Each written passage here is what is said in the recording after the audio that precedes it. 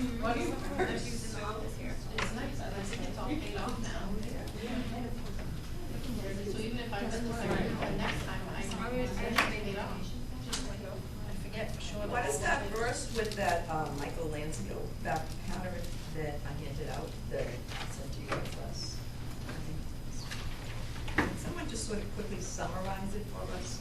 So we can use it as a topic for discussion under the Bible and some of these issues that come up.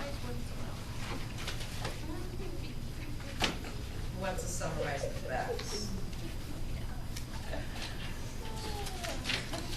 As you do out,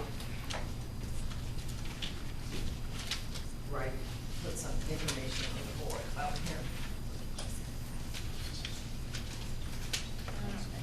So Michael Lanzio.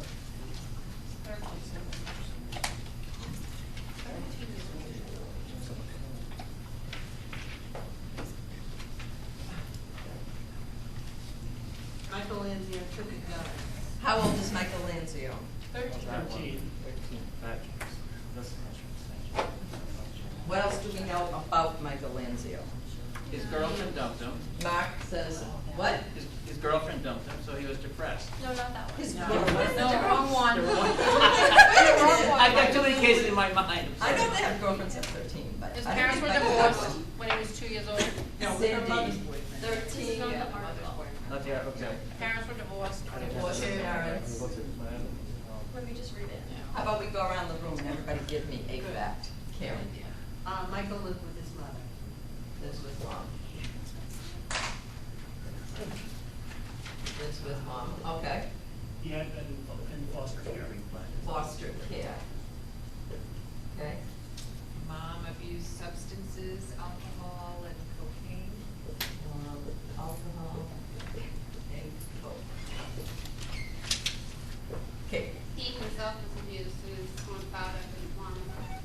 say that again, Miss. He himself was physically abused by his mother. And when DSS came in, his own father didn't even want him.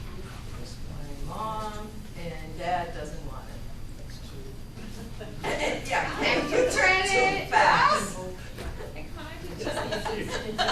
Mark, you wanna go again? Yes, I get refreshing.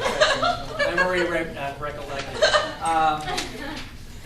That's the one where the mother used to burn him with her curling iron, too. Mother burnt him with the curling iron. Good. Good. Good, well, this time.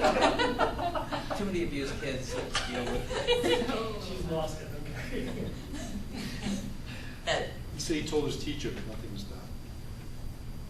about the curling iron, right? Told teacher, and he says to you, the attorney, right? Nothing done. Okay. Do we want to get into the incident, or? If you feel it's appropriate now. Well, I'll just say he frequently fights with her. I can't hear you. He frequently fights with his mother about drinking and cocaine and stuff. I can sort of, well, that's been said, but you mean, Okay, you can Well, go to the I guess incident that's if you fair. want. Go to the incident. okay, well, okay, so he's visiting his friend, he and Tom were in Anthony's backyard. Say that again? Anthony and Tom So- were in Anthony's backyard. Mike Michael, is- Anthony. Mike is visiting Oh, Anthony. his friend is visiting his 13-year-old, Anthony Perkins, his next door neighbor. Okay, Mike is visiting Anthony. Mm-hmm. Jamie? They're on school vacation, and Anthony's mom and younger sister were home during the incident, and they were snowboarding or snowmobiling that day. Snowmobiling. Okay, who's snowmobiling?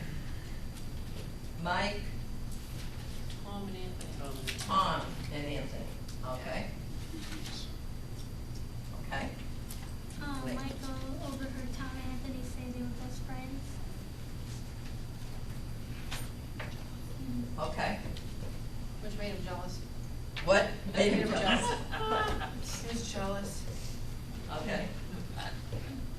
Mom was depressed because her boyfriend had been killed in a car accident a year earlier. I'm gonna put this over here.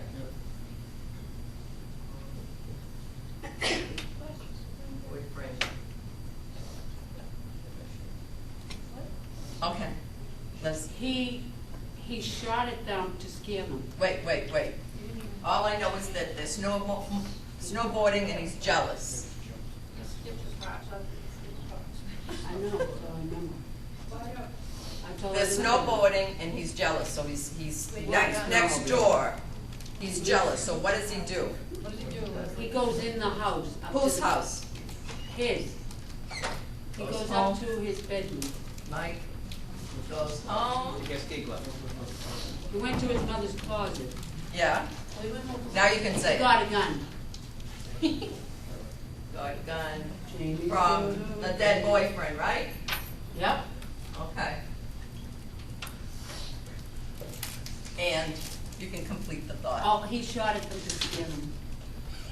And what? I'm sorry, shot? He shot through the window, Shot through the window. to scare the boys. That ought to do it. Up with scaring folks, okay. Men?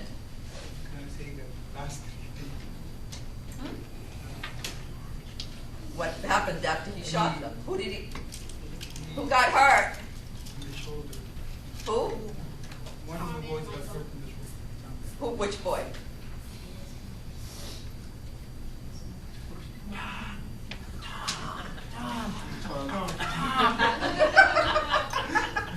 Tom gets hurt. All right. Can you tell us how badly? Can you tell us how badly? What happened? In his shoulder. He was hit with the shoulder. Maria? He was taken to the hospital. So, wait, it was pretty bad, all right? It got that far. Maria, even though you said hospital, Yeah, but, you give me another fact. It has to be a sequence because I know before something happened before he shot at them, it was because he heard them, he overheard that they were giggling. We got that. Best friend, jealous. Well, I'll say giggling. We could put giggling up there. Okay. So Tom gets hurt, hospital. Give me another fact.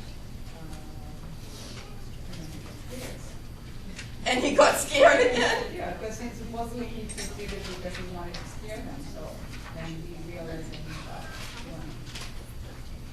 The Give window me broke. something else. The window broke, and Michael got scrapes on his face. That's what, okay. Got cuts on his face from the window. Window. Mike, But he didn't even open the window, he shot it right through. he shot right through. Right. That tells you something, there. Diane? Come to the present now, because you're speaking to him as the attorney. You've got all of this so far.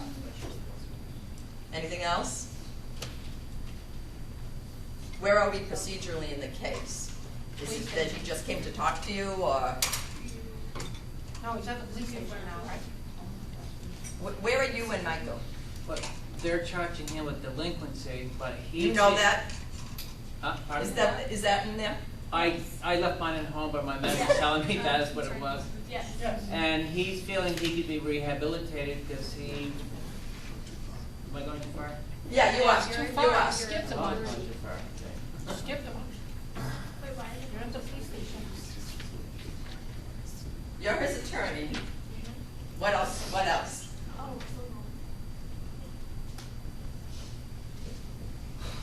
And you said he was charged with delinquency? Is that in there? Yes. Stephanie, you just Doesn't came say in. that. You got the gist of it. Give me a I'm, number. see what's yeah, happening in your reading strategy. through it. It doesn't It say. says he's been charged with delinquency by reasons of attempted murder. Okay, gotcha. Attempted murder. Oh, I'm on top, the very top. Oh, call of the question. Don't forget, in your exams, in the bar exam, always look for the call of the question. It might be buried somewhere, so that you don't end up just doing fact regurgitation or throwing everything you know in the answer. Call of the question. That might not be the call of the question, but in our case. So delinquency by reason of attempted murder, you're his attorney, he's 13. Anything else? He signed a confession. Yeah, after he was Mirandized, he signed a confession. Who was there? His mother. His mother. Mother. Just hide one. Yeah, But she he, was re- high. he She was was so high. mad at her. Mom, who was high, She was high. And he was yeah. mad at her and refused to talk to her before and speaking. Mike mad at her. Okay. She was high according to him though. I'm sorry, what? She was high according to Michael. Yeah, again, this is Right. all stuff Michael's telling Yep. you as the attorney. Yep. Anything else? He decided to tell the truth. Amy? He decided to tell the truth. He's telling you that he's decided to tell So the he truth? was mad at his mother, so he decided to Oh, tell then, the in the truth. confession. Right. And he did Was it. she, hold on a second, Amy, was she telling him to tell the truth, or he No, decided? No, he was angry at his mother and didn't talk to her about it, so he decided on his own to tell the truth. Okay. But did not rat his mother out about abusing him. Okay, all right. All right, so are we ready to talk about what your legal strategy is? Well, should you also put in there that he never discussed with his mother, Never did what? discuss the waiver of his Miranda? Well, that's what, Ah. okay, that, yeah. Okay. So do you wanna do that first? Do you wanna go to the confession? Yeah, go ahead. Well, I was just gonna say Yeah, go ahead. that's something that I would bring up because he needed to have a meaningful opportunity to consult with an adult, but since he, Okay, hold on a second. How old is he? 13. 13, okay. So somebody give me the law, whether it's from the case, in one of the cases. Karen A. raised her hand and I didn't even finish the question. The law on, what is the law relative to confessions of children under 14? The law is, in order to waive his rights, it must be voluntary and knowing.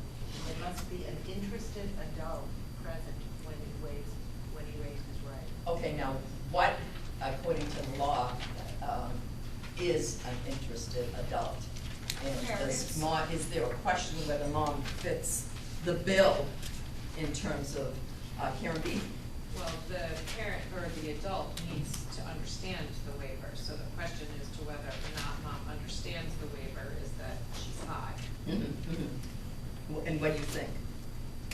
And legally, you know, based on the facts that, regardless of what you're gonna end up in, we'll talk about what you think you'll advise Michael too. But in terms of now, you're just sort of assessing the case, right? So based on what you read, and or what you know, do you think you would be able to make an argument? Because she's there, okay, so in terms of under 14, she's there. She's So there. if you were gonna be, and by the way, procedurally, what would you be doing? What would you be filing in the juvenile court relative to this question? A motion to suppress. A motion to suppress, okay. So, what is the possibility you'd be successful on this motion to suppress in terms of the argument that she doesn't fit in terms of an interested adult? I think she can Well, prove she's. Eric, he was gonna answer it. Oh, I'm sorry, okay. No, go ahead. All right. Go ahead, Mark.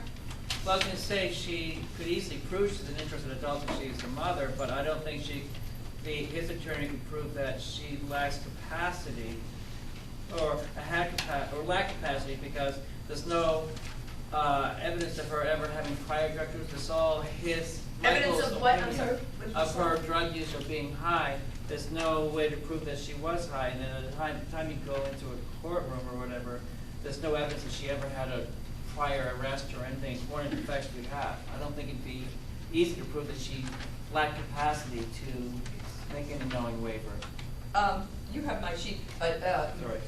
take a look. Would you like it look at back? that. No, so I have up on the board that he, tells you that his mom was high, that he was mad at her. What I didn't have up there, and I don't know if it's in your facts, but relative to, does she get a call and Yeah, we're- how much later? I'm not sure if it's, 2 if I'm hours. thinking of another case. Much later. Karen P., when?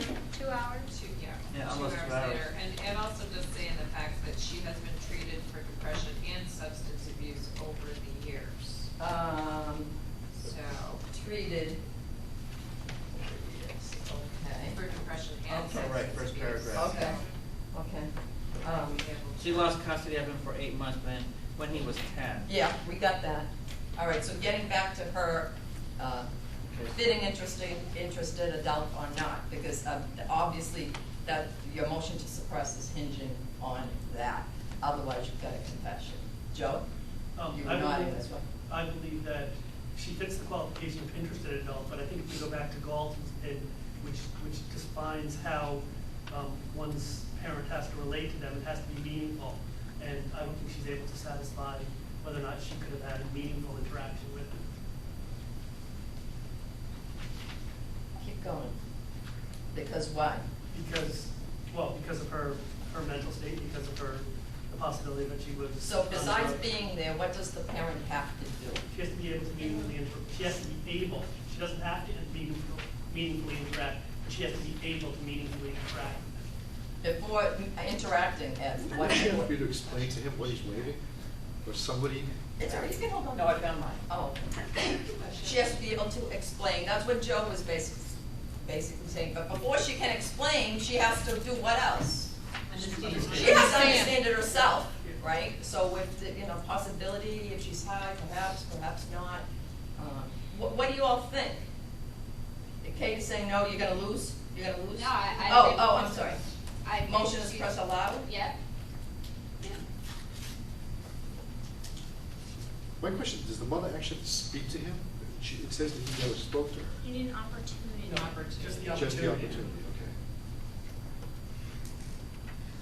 What do you think? I don't think you make a motion to suppress for a delinquency hearing. Yes, you do. Well, no, I said, I don't think you would, my advice as his lawyer would be not to, because we already have, all his admission is only going to, in some ways, help him in the delinquency. It's not gonna hurt him. We have eyewitnesses, all the facts that he said are going to be known. His confession, if anything, especially for the delinquency portion of it, gives additional information about why he did it. Or why he did it. Which I think is more helpful to him than it would be, obviously it's different if he was 15 years old. Okay, this now goes to your role of counsel. This fact pattern has so many issues in it, and one of the issues, obviously, well, I don't know if it's that obvious. You kind of go into it, but you have to be careful because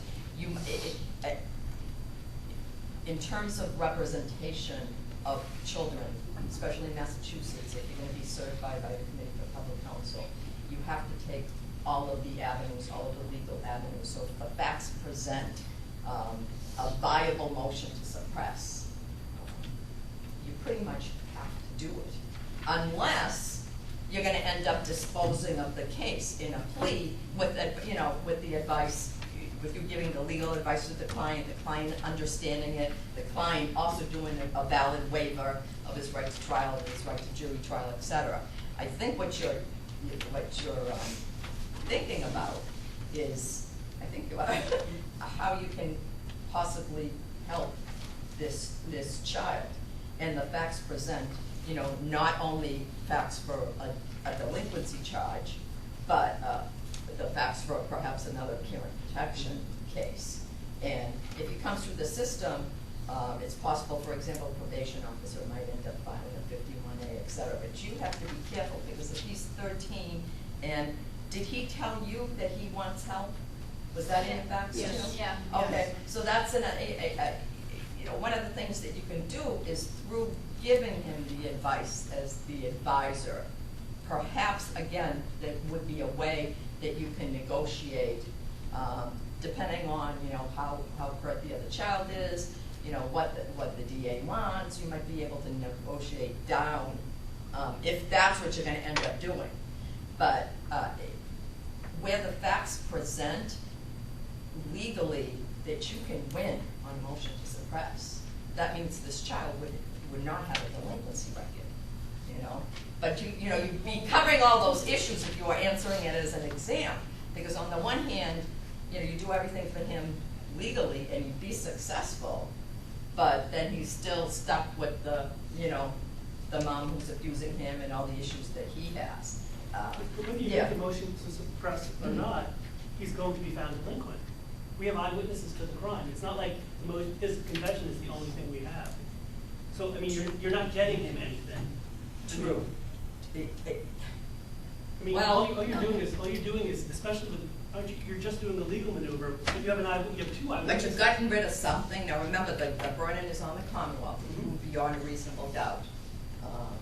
Yeah, you have, well, do you have eyewitnesses, Janine? Well, I was gonna say, even if you did have eyewitnesses, you still have the ability to make them less credible, or all in all, get rid of them by impeaching them or showing that they're not credible. You know, just know that that would be your, you know, if a motion to suppress, a motion to dismiss, a defense of lack of criminal responsibility, anything that you see that you would have done for an adult, you must do with the juvenile.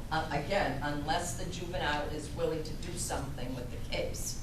Gee, yeah, you know, I did it, and it could be, you know, I need help. So maybe from I need help, you have a conversation with him. Well, you know, what kind of help do you need? Maybe the system can help you. Maybe you can have him under 60AA do the diagnostic with the court clinic. So there may be things that you could do, but you need to be able to point out that the motion to suppress may be successful. Anything else? Because I want to go to if he's over, change his age. I was going to say, because he has a history of perhaps a 51A was filed before his mother lost custody of him, and she has some sort of issue. Rather than seeking parental unfitness, is there something comparable to, say, battered wife syndrome and abused child syndrome? Is there any case law on that where you could perhaps defend his actions based upon other cases of abuse where the child just lashes out in a sense, in self-defense in a sense, so indirectly? let's put it to here: the case goes to trial, or you end up doing a plea, and so the argument at disposition in terms of his culpability.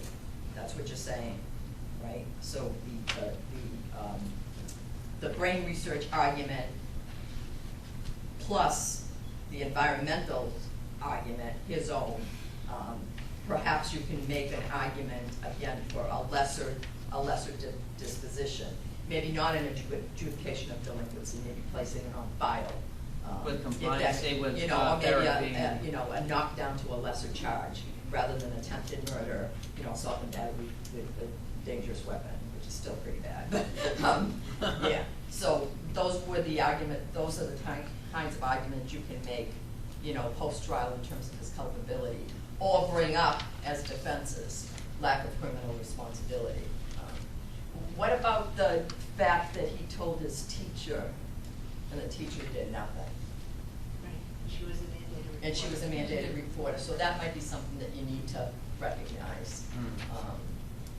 Again, if it was like an answer, a question in an exam, so you talk about that piece of it. I don't want to get into that right now. That's the review for Thursday. We'll talk about the 51A stuff.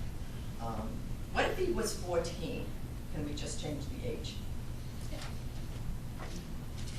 If he was 14, what are the possibilities? Well, in terms of, in terms of the interested adult first. Yeah.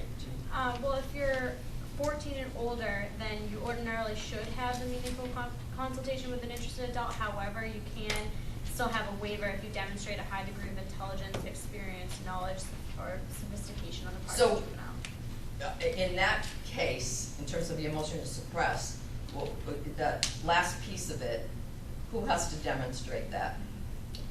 The Commonwealth. The Commonwealth. So what is the likelihood of your success in that scenario? I think likely that they're not going to be able to prove that. I mean, does it say? Why?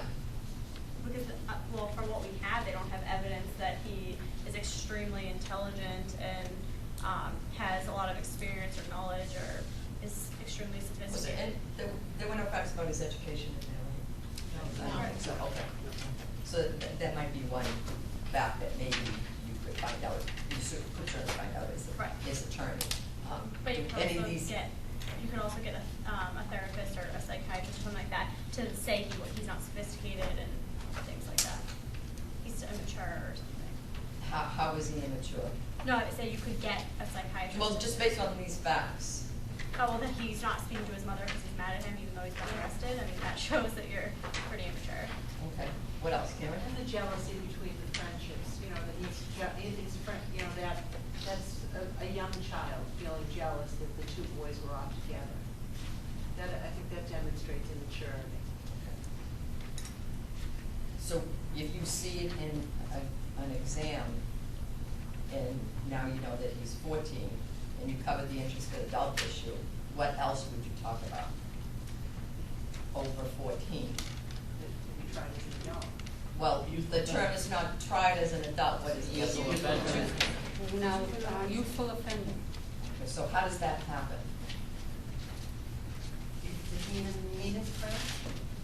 How does it happen procedurally? So far, you know, he's come to you and he's charged with delinquency initially. Okay? So what advice would you give him relative to what might happen? Mark? Well, he would be going to juvenile court and tried as a youthful offender. If it was a more severe crime, he'd be going superior, but I Do think. you guys remember I'm sure you do, the Irish girl who committed suicide? Phoebe. Prince. Okay. But those children were initially charged with delinquency. The Commonwealth then moved to indict them as youthful offenders. Serious bodily So- harm or something? What's that? Doesn't the statute say serious bodily harm? You can be tried. Close. The threat or infliction Infliction. of serious bodily harm. So yes, so he'd fall within that section Also of the firearm. statute. And remember that what you'd be talking about is that the Commonwealth has the discretion. It's the Commonwealth's choice to do this. So it could stay as a delinquency, or it could become a youthful offender indictment, which is all totally up to the Commonwealth. That was one of the questions I have for you. Yeah. When you read the statute, Yeah. I don't see the permissive language when I read 51. May, there's a may in there somewhere. The Commonwealth may by indictment, that sort of language. Okay, because in Yeah. 50, with the definition of youthful offender, I don't think it's Right, there. right, it's not in the So- definition. And we're It's in missing, in 83, 81 has been repealed, which was really they repeatedly refer to 81 in our cases, which has been repealed, which was. 81? Section 80, section 81, section. That doesn't sound right, 81. Maybe It's no 83. 81. Aren't they repeatedly referred to this statute? It's 1961. You know, 61 has been repealed, but there's also one in the 80s that has been repealed, Yeah. where there was discretion on the part of the, I think it might be in the 70s, Joe. because it wasn't in our it's not in our other document. But if you Go read, ahead, if go you ahead. read 51 gives you three things, three ways that you get to youthful offender. We've talked about, one is if it's if it's very serious crime, if it's a threat of a very serious crime, or if it's a violation of a firearms infraction. That's right. And Yeah. so he's got two. And the he's got DYS two of them. involvement. But when you read at least that portion, there isn't any permissiveness. There's no permissive No, language not in the there. definition. Okay. No. Okay. So again, it's not in the definition, but it's before when we had the transfer hearings, they were mandatory in the certain serious situations. They were mandatory, and it became, as the statute changed, sort of easier and easier for the Commonwealth in terms of the burden of proof to be able to bind the child over. But when the statute changed and they repealed the transfer hearings, so in other words, what I'm trying to say is, in the old transfer hearings, the sort of decision ultimately to treat the child as an adult, so rest with the judge, did the Commonwealth, prove its burden, et cetera. But the decision with the advent of the youthful offender legislation, the decision to treat the child for indictment purposes, for purposes of prosecution as an adult rests with the Commonwealth rather than with the court. So in the bullying case, and I forgot, I forgot what her name was, but she got a lot of flack for, filing these indictments. There was a lot of politics involved and so forth. What's her name? Anyway. So let's go to the next step. So you're gonna say to him, well, right now it's a delinquency, it could become, and so, as you would explain to a client, what's the worst case scenario in terms of what might happen with this case? Karen? A question before that? Yeah, So yeah. if the Commonwealth does choose Right. to do an indictment then Yeah, yeah. for an adult, how? No, not for an adult. It's still Oh, the juvenile, youthful, right, youthful yeah, offender. right. Okay. What procedurally then can you do, if anything, to argue that? Can you do Good an point. abuse of discretion or anything No, like that? no, what kind of motion would you file if you believe legally, right, that the facts of your case, of your client's case, don't fit within a youthful offender definition? What would you do? What kind of motion would you file? Would it be a stay kind of? No, I'm giving you a hint when I say motion. What kind of motion would you file? To dismiss. A motion to dismiss. Yeah. You wouldn't be successful in this case because the allegation, threat or infliction of serious bodily harm is, suppose you had a 14-year-old and suppose instead of the gun, he, punched Tony in the face. And Tony, had a broken nose, or just his nose was bleeding and he was a little bit battered. You might, again, be making the argument, well, that's not really serious bodily harm, it doesn't fit in the statute, that sort of thing. Geneva? Okay, I'm just a little confused. So when you're 7 to 17, or I guess not. Right, yeah. Yes. So That's the delinquency that's jurisdiction, delinquency, right? By the way, did you all get the email about the 6-year-old in Yeah. Georgia? Yes. So obviously they don't have the 7 to 17 Right. age jurisdiction. True. Okay, so 7 to 17 is delinquency, and then 14 to 17 is when when the Commonwealth has the ability Exactly. to change it to youthful offender. Yes, to charge you still in the juvenile court Right.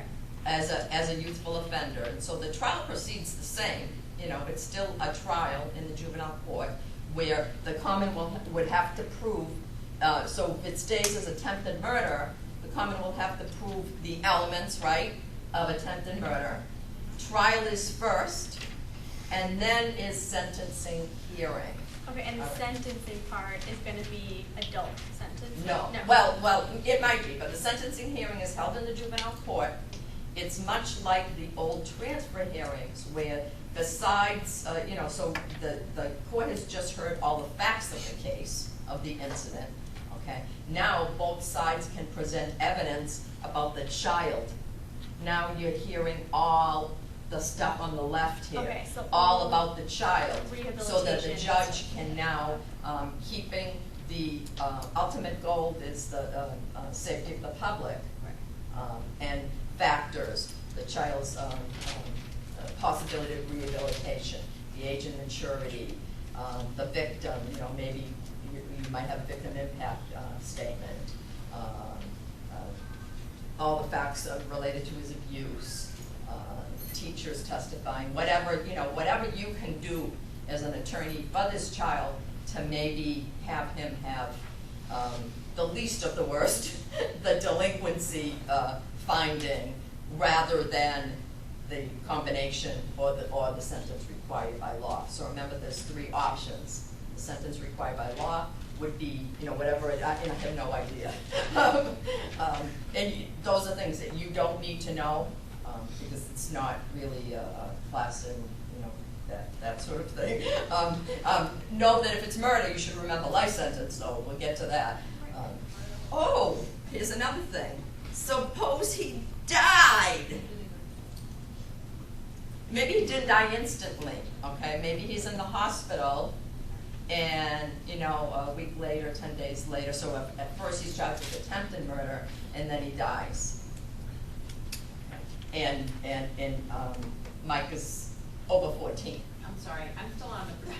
That's all right, we can go back to So the if youthful. Yeah, Yeah. so the Commonwealth chooses to do youthful offender. Right. I want to fight that because I don't think it fits, so I would file a motion to dismiss. Motion to dismiss the indictment, and you know what that is? There's a leading case, and it's an adult case, and I don't even remember the facts of it, but you'll hear maybe in any of your criminal defense classes or case prep classes a McCarthy motion. Yeah. You've heard about that, come on, McCarthy, and that's the sort of the legal standard that the judge would go by to either buy your argument or not, whether to dismiss the indictment. If the judge decided to dismiss the youthful offender indictment, Yeah. would there still be a charge? There'd still be the delinquency? underlying delinquency, Okay, yes. so that would Yes, go, so the yeah. whole case wouldn't be dismissed? Exactly, Just the yeah. youthful offender piece? Right. Okay. Thank And in you. fact, I think they tried that in those bullying cases initially, but I know that they all went forward and then they were pleased. You must have heard all the last few years about what went on in those cases. Geneva? So the only part about being tried as an adult is the sentencing part, where you might get an adult sentence. True, I mean, the words today, tried as an adult, in terms of Massachusetts, is a little bit of a misnomer. Because when the Commonwealth of Massachusetts decided to eliminate the old transfer proceedings, the idea was you have juvenile judges who are really, who are experts, you know, in understanding juveniles, social, you know, biological, neurological, psychological, all of those issues, rather than superior court judges. And they truly, again, the trial would be before them, plus the sentencing hearing. So it's in terms of punishment, right, but not the trial, so the trial is held in the juvenile court. So it's always gonna be held in juvenile court if you're under Yes, 17. unless, Unless it's first degree murder. okay, all right, want to talk about murder now? Or second degree, right? Or second, yes, absolutely. The reason why I want to talk about first degree is the implications for life sentences. And I learned just one thing at the conference I went to, because I knew everything else. I did.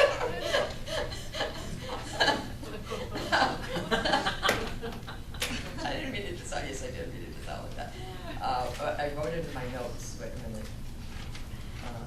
Here it is. There's a bill pending, and if you want to write it down, you can, but it's a House Bill 1346. And I think the Senate one was 742, I might have written it down wrong. They had a hearing on it back in September. That's all I know. If it's gonna pass or not.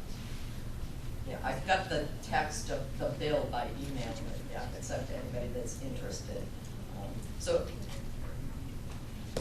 basically, there's legislation pending in Massachusetts to modify, amend, repeal the portion of 119 that today does not give the court, the juvenile court, jurisdiction for the murder cases. So it would put the jurisdiction, you know, back in the juvenile court, and also there's the ability to do life, but life with parole rather than the life without parole. Don't know if it's going to pass or not. Along with that is obviously the Miller v. Alabama and Jackson v. Hobbs, the two related U.S. Supreme Court cases that the U.S. Supreme Court just heard and will decide by the summer, relative to life without parole for juveniles over the age of 14. So, you know, in conjunction, so the, you know, one from the Fed coming up, who knows what the decision is going to be, and then the other from the Massachusetts, possibly, legislature coming up. So if you were going to be counseling your client now, Mike, who gets charged with murder instead, right? What would you be telling him? And now it's going to Superior Court. Yes. What else would you be advising him about? What would your legal strategy be? Well, you're still going to want to do that. What's that? You're still going to want to do the motion to suppress. Yeah, don't worry about that. I'm more interested about where he is and what he's charged with as a child, I think, 14-year-old child. You know? I think that I would try to plead to manslaughter or to something, a lower charge, and try to get the district attorney to go along with that. Try to prove that there was no intent. That's a possibility. Knowing what you know about about children, about juveniles, about culpability, about their neurological development, and the fact that your child client is now charged with murder and would do life, maybe you're gonna file a motion. What kind of motion? Well, remember that we talked about on the motion to dismiss the indictment, all right? And if you filed the motion to dismiss in Superior Court, what would your legal argument be? That he's insane, that he's not criminally liable. What? That he's not criminally responsible. So Well, he's that saying- might be a defense, the lack of, responsibility, right? Okay. Why? It's juvenile and it's very court. Think of a constitutional argument that you can make that might become the basis for appeal. Cruel and unusual. Yeah. Based on the Roper v. Simmons and the brain research. And so what is cruel and unusual in terms of the possibilities of Michael's ultimate incarceration? Incarceration with other adults and having such a long sentence when other people like Whitey Bulger are getting maybe 10 years at his age for killing 20s, the length of it is cruel. So could you go back and tell us what the motion would be? A motion to dismiss. Based on? Well, Geneva just said based on that the punishment of life violates the Eighth Amendment? Yes. Is that what you said? Mhm. Go Well, ahead. that, and I was also going to say that it's also cruel and unusual to give that sentence to mentally disabled or incompetent, like insane people, which is why they don't give them. The death penalty case of, was it Atkins? I get the case names mixed up. Atkins v. Virginia was the mentally ill one, right? Who's had the Conway, you ever read these cases? But even No. but even in this case, as a 15-year-old, he wouldn't be subject to the death penalty. Did you all read my, did you read my article? Did I send you? You'd have to argue that, yeah. Should children receive life sentences? Which one? Hold on, Atkins v. Virginia, yeah. Prohibit the execution of a mentally retarded. Right. That's the one we're thinking of. That's the one. Yeah, it is Atkins v. Virginia. Yeah. But in your material somewhere was the article that was in the Reformer about a year ago. Children receive life sentences. It's got all this stuff in it. Getting back to your argument, so if you look at our criminal statute, which is 265, I think, section 2, the imposition of life for first-degree murder, okay? That's already been to the SJC on a constitutional argument for adults, right, and upheld. Has not been to, so it's the combination of 265-2 and 119, the section of 119 that eliminates the jurisdiction. It's the combination of those two that you would be making the argument that it's unconstitutional or whatever other arguments you want to make for juveniles to do life.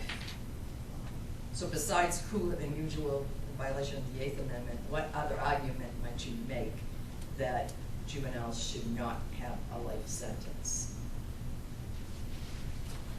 Are there any other arguments besides the Eighth Amendment? 14, that they're not being treated the same. Well, I guess not. You want them to be taken out. Say that again? Never mind. No, Try okay. that. No other arguments? For getting rid of the life sentences? Besides the punishment? What does cruel and unusual mean anyway? Excessive. Huh? Excessive for the crime committed. It's non-deterrent, things like that. Punishment doesn't fit the crime? Yeah. What's unusual about it?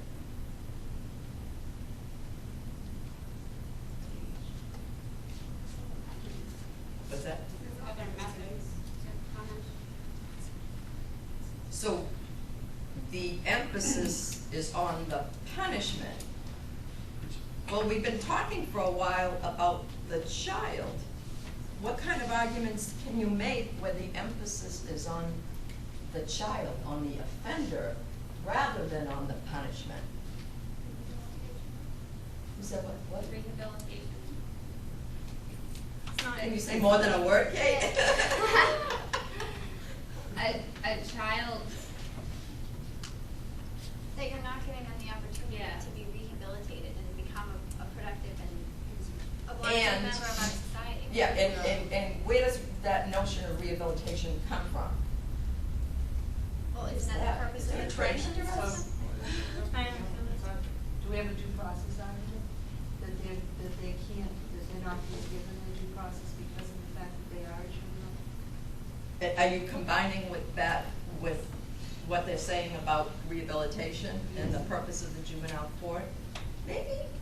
Maybe it's an unusual argument, but it might be a good argument. It's going to be a very odd argument to make Yeah. as a motion to dismiss. Right. It's an argument to make after they've been sentenced. I mean, a judge is going to look at you with your motion to dismiss and say this is a valid point, but they haven't been convicted. There were a couple of arguments in Superior Court that failed because of that. One was Patrick Powell, was out of Worcester. I forgot what he did. But Ken King, who's now a judge, represented him. And he made exactly these arguments. He did a motion to dismiss unsuccessfully. I don't know what happened with the case after. It might have just pled out, or because I would assume if he did receive a life sentence, I'm assuming he would have appealed and not hear anything more about it. Can we talk about student searches a little bit? Did you guys get that far? Yeah. You did? Okay.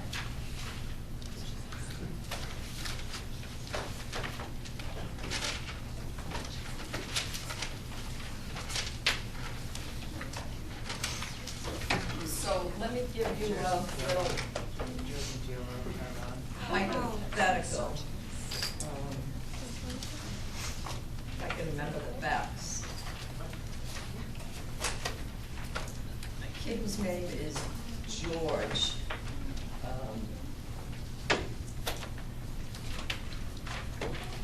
Is a high school student, and he's been called to the principal's office in Massachusetts. He's been called to the principal's office because the principal gets a call that morning before classes started from a parent mother of Andrea. And Andrea's homesick that day, but the parent says to the principal, listen, my daughter has been accosted by this George who's trying to sell drugs to her. He carries them around on him all the time, usually a joint or something. You gotta do something about it, blah, blah, blah. Okay, she hangs up the phone. George gets called out of class. When he comes in, and at the same time, the principal calls up the school resource officer. And he's around, he's patrolling, he's, I don't know, at the gym or something. I mean, the school gym. And so he's coming into the principal's office as George is. All right, so they're both walking in, and the resource officer closes the door, and the principal starts to speak to George. And George is wearing a jacket. So at some point, she's telling him what this mother had said, and I can't remember which one told him to take off his jacket. I don't know if it's that important, but one of the two tells George to take off his jacket. He takes off his jacket, and in the jacket, they found a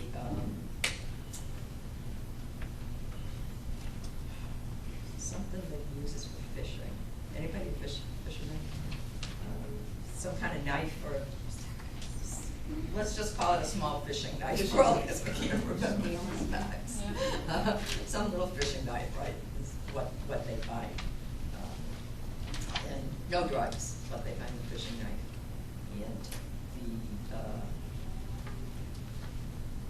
they end up calling the police, and he gets charged. First of all, he's gonna be suspended, so they call his mother. That's right, he's gonna be suspended because he's carrying a weapon into school. And then he also gets charged with, you know what, I think they also found something else. And it might have been some amount of marijuana, now that I think of it, it was marijuana and the knife, okay, that's what it was. And so he gets charged with the drugs, and you represent him, okay. First of all, knowing what you know from the federal TLO standard and the Massachusetts standards as well, looking at the school and the principal and the relationship with the resource officer, can you make an argument, would you be successful in filing motions to suppress based on the illegal search and seizure conducted in the principal's office? Most likely. Okay, so tell me about it, Sandy. I would think as far as first of all, let's look at the jacket, taking of the jacket off. That was I think okay, because the reason suspicion was there, given by the parent. Oh, first of all, what is the standard under TLO that the principal would have to follow? Reasonable suspicion. It's a two-part standard in terms of the search. Go ahead, Joe. Justified at the inception is the first part, and the second part is whether the search actually was conducted was reasonable with the scope of the circumstances for the item that they were looking for. So you have the second part. Right. So justified it, so let's go to justified at inception first, the call from the parent. If it's the federal standard, justified at inception, what's the argument that it meets it or doesn't meet it? Meet it? Meet it is that the parent said that he's selling drugs and he carries them on him. Mm-hmm. So he's got the drugs on him, so you're looking on him. How reliable is that I source? just want to know which one. How reliable is that mother or that source? Well, okay, here's the thing. That's the federal standard, right? Justified at inception, and it's a kind of a low standard because of the difference between schools and police, right? Right. So it's the federal standard that would apply unless, what's the role of this resource officer? Police? If it is a police officer, then it changes. What changes, if it's a police, what changes, Kate? It's governmental interference. Well, it's probable State cause official? if it is police, and it'd be reasonable cause if it's school official, a lesser standard. That's right.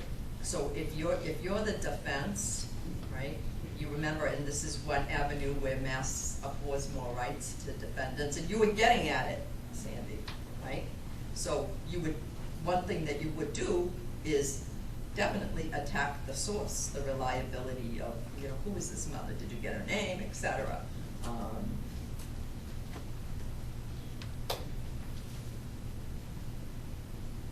But what about this resource officer?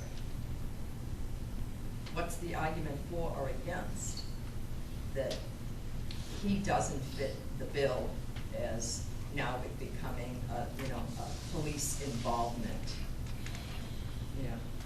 He's hired by the school. Mm-hmm. And then there was a case that supported that. He's hired by the school and not working in his capacity as a police officer. Then he'd be considered more school personnel. Yeah, and the thing with all the post-Columbine, zero tolerance, et cetera, many of these offices are in fact controlled by the school, and in fact there's even case law, and I don't think I gave you the case, that even those, you might have heard the term memorandum of understanding sometimes, between schools and police, sometimes that is even not enough to qualify, you know, whoever this officer is as the police, and thereby mandating, you know, the probable cause search. Doesn't it matter if he can arrest you? What's that? It Well, doesn't- he's ultimately arrested, but the question is the initial search and seizure justifiable, reasonable under the circumstances, as you said, Sandy. So if for the most part, it's going to be the TLO standard is the standard, you know, again, with some qualifiers, if you can make the argument, in Massachusetts for the more stricter probable cause standard. But the school officials will never be held to that higher standard. It's only if the police get called and are involved in it. What about, and there's no case law on this yet. I think. His mom was called, right? George's mom, because he gets suspended, somebody has to come get him, etc. But the official, along with the resource officer, questioned him and conduct the search without him. I mean, you know, without mom or any interested adult present. What about that? Can you make an interested adult argument? He's not really in No, custody. He's not. He didn't have his rights yet. Kate said he's not in custody. What do you say, Janine? No, I agree with her that he doesn't have, hasn't Okay, given well, here's rise to another his thing. rights yet. So the resource officer closed the door. So, what? George I know is where you're not- going with that. George is thinking, I'm not free to leave. Yeah, The resource officer has a gun, yeah. Mhm. He needs to call his parents. and his parents don't get called till all of this happens. Now it's Then who do you interrogation. call? Yeah. It's being detained. There's no case law on He doesn't on have school the- searches in this context, That is amazing that there's no case law on right? that. He doesn't have the mentality to know that he's free to leave. Mhm. He's a teenager. Right. They don't know that. And they say all kinds of stuff. 30-year-olds. Here, you want my fishing knife? That's all we got in here. Right? The same thing.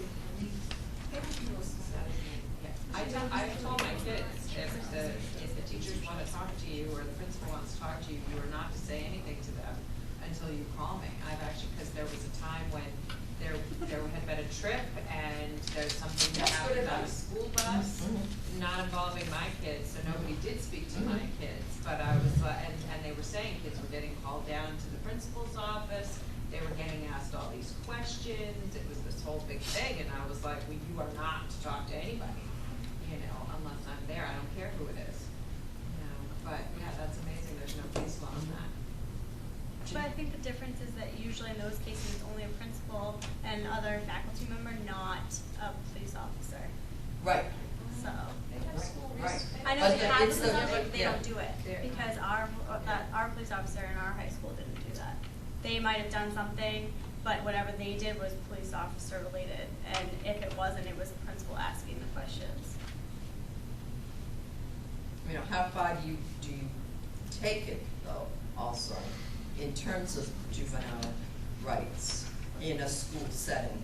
You know, some of the earlier cases that we've read regarding the schools, you know, and the schools' duty to maintain order and discipline and so forth. Which of the mass cases where the kid was running around, there was gun in the locker, was it the Snyder case? Yeah. And the court said even if the probable cause standard was used, that standard would have been met by the schools as well. Because again, the idea is we want to make sure that, you know, other kids in the school are not put in any danger by this kid who might have, you know, a gun in his locker or a weapon or drugs and whatnot. Just out of curiosity, is that the same standard for Catholic schools as well? Oh, that's a good question. So That case the should whole be public considered. versus, right, Right, Yeah. there's a case that we read about that too. I wasn't Right. really under the assumption that it was. you know. But then there's the, Catholic or parochial get, funding from somewhere that they're, under that sort of obligation. But yeah, the chapter 71 is for the public schools. So that's a good point. As a parent, you can say that there was an assault or battery as well, if it's not, even if they go too far. Say that again, And as a if you're in parent, you're if saying in a what? If you're in a private school setting, rather than a public school, and they do, search a student or, do something physically, then you could bring charges, I don't think they could stand. Did I give you the Considine case? Yes. Oh, okay. Yep. Is that what you were thinking of, whoever did Kate? No, I was Oh, okay. asking because I sent my daughter to Catholic school. Oh, all right. Was the consulate with the girl, the strip, was that one? No, they were at a hotel. They were at a ski Oh, trip. right. A ski trip. And they Yeah. were going back to their But they room. didn't search the kids. Right. They searched the room. Right. Yeah. Because the private school officials were not agents of the state, they weren't violating the Fourth Amendment. That's right. So they're That's allowed right. to do that. Right. So it has to be a public school. But at least the court did stop at the fact that they couldn't look in the girl's underwear. Oh, God. That case was awful. Oh. So there are some boundaries. But we also have the new Supreme Court case where they do allow you to strip search for just about anything. Yeah. If it involves. In a certain- school? No, this is in the school, but it's Yeah. pushing the envelope So, where. Joe, you were one of the attendees at the jail visit. That's right. Right? Right, so any person who goes into a prison, or no matter what you're there for, or any jail or anything, has the right for a strip search as possible. Yeah. And now they have this new machine that you can walk through that will basically take a picture of you naked. Yeah. Isn't that what they have that look in, I think? Yeah, but this one's a little more intense. Yeah. You see three in everything, Yeah. right, three intestines 3D, and everything. Yeah. We just have a few minutes remaining, and I want to talk to you about the Weston case. Only because that case was near and dear to me. It was the Lowell juvenile curfew case. And Kate is interning for Anna Elliott, who's an MSL alum. And in fact, the very first intern that I had in the juvenile clinic was Henry Metz, who wrote the motion to dismiss the Kate at the trial stage. So Lowell had enacted, the city of Lowell, this curfew ordinance. And remember when we looked at the definition of delinquency, it would be violation of an ordinance. So just tell me, whoever's read this case, what was the argument that the SJC ultimately bought, that this ordinance was unconstitutional as it applied to the delinquency portion of the case?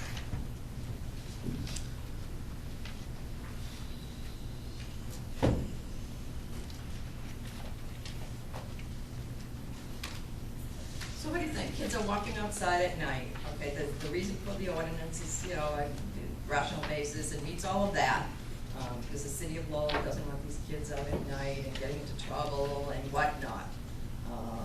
But when they're out at night, they're not committing crimes, and in fact, statistics show that the greatest amount of juvenile crime is not late at night, it's right after school. You can be charged you could have been under the old ordinance with delinquency, rather than as a chintz. And that was the problem with the ordinance. Right, Karen? the criminal penalties were the problem. Absolutely, so it was a violation of due process. If it was a chin statute across the board, and there have been ordinances across the country that have been upheld, because they're status offenses, the nature of chins. We don't want the kids out on the street. Let's see what we can do to help them, to give them services. They should be going to school. They shouldn't be running away. All of that stuff that fits within the chins part of the statute. But now that you're going to be, taking away possibly a juvenile's, liberty, as a result of something that's not a crime.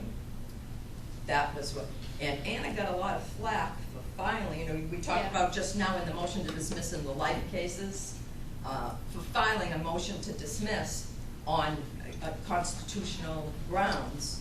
And she did the best thing that she could, where she argued it before Judge Blissman, and he ended up, and he couldn't find it unconstitutional, because that's a trial judge can't do that, much as he would Oh, want to yeah, do. she had argued it So, before him. yeah, so he reported the case instead, as a constitutional question, and it went up to the SJC. So that was the Weston case, and I think. Did they knock it out? Oh, yeah, oh, yeah. Yeah.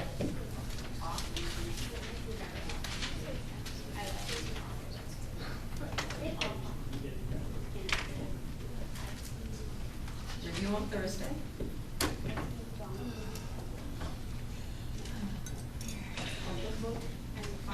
No, I used to do open book years ago, and it was too hard, because you just had to have too much. Somebody asked me, I think you asked me the other day, Karen, about case names, and I said, no, you don't need to know case names. Maybe leading cases like Galt, but certainly no. We don't need to know stuff. And the burden was way too much, because there's just so much. If you have open book, when you see all the files that I bring, and they're just, this was just for today's class. We don't have to memorize the statute number, right? The statute, 51A, 51B. But you would Yeah, recall so- it, but like, do we have to memorize all the statute? No, Okay. 51A is the reporting statute, B is the duties, 26 is the trial, just the important parts of the statute. 210, section 3, termination of parental rights. We may be planning on talking about this on Thursday, but the two areas that we didn't cover on the syllabus, the mental health and I feel really bad about that. What was the other one? Gay. Well, we kind of did the gay within the chins. Okay, so my cases. question is really, is that stuff gonna be on the final, are we responsible for that? Everything. No, I'll tell you on Thursday what Okay. we won't be responsible. No, I won't do the mental health stuff. Okay. But only as relates to, culpability in general, those kinds of arguments relative to, life sentences and death penalty and that sort of thing. But not, not like Rogers and things like, I know. I can do that one. Well, why don't you do the class for us? If we had one more class. Karen, do the mental health class.